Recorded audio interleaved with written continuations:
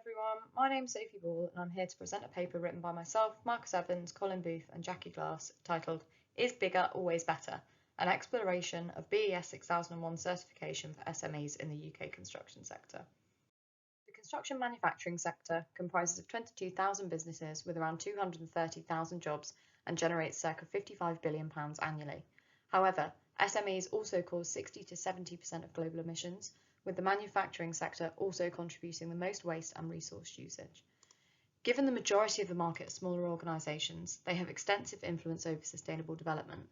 Thus, construction product manufacturing and supplier SMEs are at the forefront of this reform to deliver efficiency as they dominate the UK construction industry.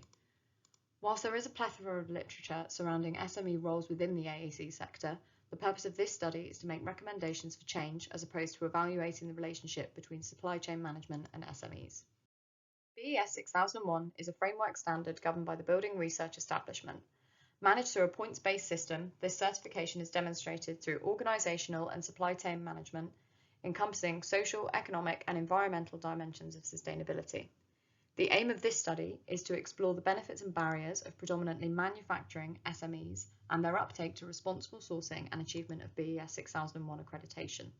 In doing so, we try to ascertain where and how SMEs can implement change effectively to improve their responsible sourcing and sustainability performance so they can achieve higher scores under BES6001. BES6001 requires a full set of objectives from its applicants and is considered across three main topics: organisational requirements, supply chain requirements, and requirements related to the management of sustainable development.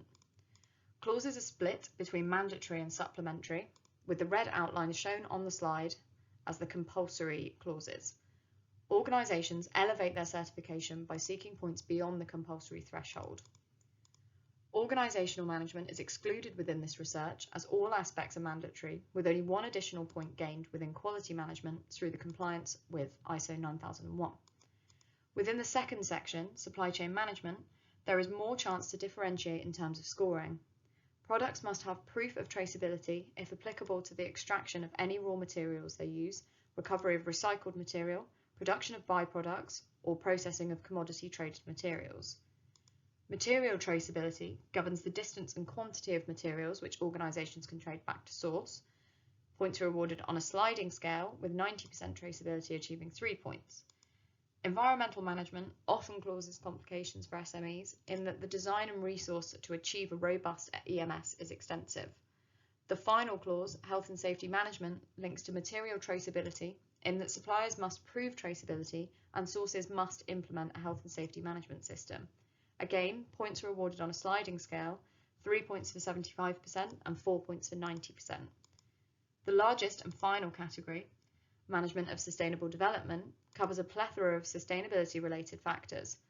MSD is the largest points awarding category, and where significant differentiation can be achieved, items most likely lead back to corporate social responsibility and stakeholder reporting in the form of sustainability reports, environmental reports and annual company reports.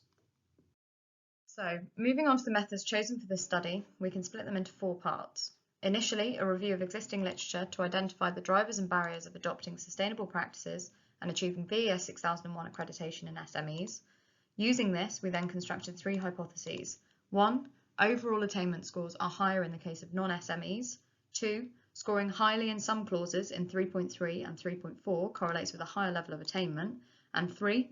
SMEs who routinely work with like-minded, environmentally conscious material suppliers are more likely to achieve higher scores.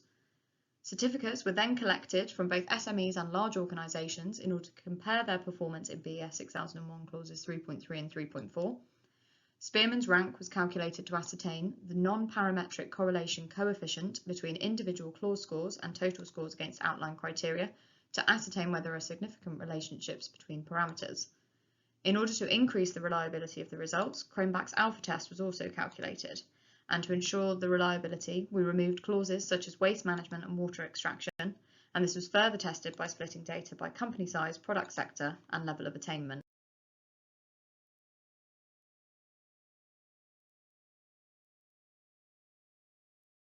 Following the collection and analysis of BES6001 certificates, the hypotheses were either proven or rebuked. Number 1, overall attainment scores are higher in the case of non-SMEs. Calculations indicated that investment into sustainable practices, including EMSs, increases the likelihood of SMEs achieving higher scores. But this remains a commercial conundrum due to the capital cost of investment. This aligns with conclusions drawn by Upstill Goddard in that a higher percentage of large businesses achieve very good and excellent scores due to the economies of scale held over SMEs, showing a systematic imbalance between the two. Number 2, scoring highly in some clauses in 3.3 and 3.4 correlates with a higher level of attainment. We observed a relationship between transport impacts, life cycle assessment, and material traceability, whereby high scores in these individual clauses led to a higher overall attainment level. While not statistically proven, if viewed alongside previous research, we can assume a degree of correlation between individual clause scores and overall attainment. We also mirror the assertion by Upstill Goddard the existence of a comprehensive EMS provides a greater chance of achieving high scores in areas such as greenhouse gas emissions, energy use, and resource management.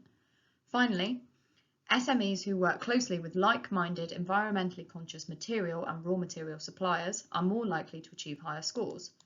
While neither statistically proven nor disproved, evaluating clause 3.4.3 indicated that companies engaging with suppliers with environmental stewardship certificates gained extra points in these clauses. Furthermore, by engaging with like-minded suppliers, companies are likely to have a more comprehensive health and safety management system, and this will in turn allow for higher scoring against the client SME's own HSMS. Taking cognizance of the findings of this study and those of previous research, we make the following recommendations. SMEs should be strategic in their approach to BES6001, prioritising clauses where maximum differential can be achieved, for example, resource use and transport impacts.